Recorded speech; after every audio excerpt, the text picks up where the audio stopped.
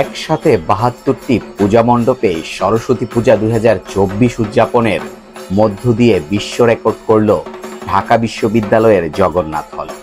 সুপ্রিয় ভক্তবৃন্দ, আমরা আজকে ঢাকা বিশ্ববিদ্যালয় জগন্নাথ হলের ৭২টি পূজা মণ্ডপ এবং শ্রী শ্রী সরস্বতী মায়ের সবগুলো প্রতিমা দর্শন করব। আপনারা সম্পূর্ণ ভিডিওটি দেখতে থাকুন এবং সনাতন ধর্ম প্রচারে ভিডিওটি শেয়ার করে দিন।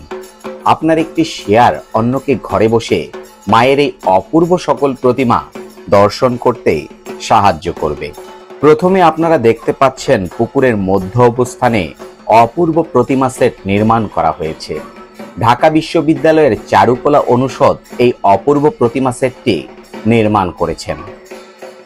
এবার আমরা যাচ্ছি জগন্নাথ হলের মাঠে।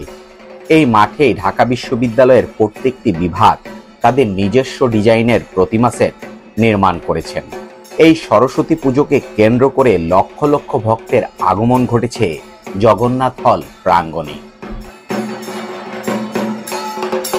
হরে কৃষ্ণ, আপনারা সম্পূর্ণ ভিডিওটি ধৈর্য সহকারে দেখতে থাকুন এবং আপনি যদি সনাতনী আলো ইউটিউব চ্যানেলের নতুন বন্ধু হয়ে থাকেন তবে নতুন নতুন ভিডিও পেতে চ্যানেলটি সাবস্ক্রাইব করে দিন।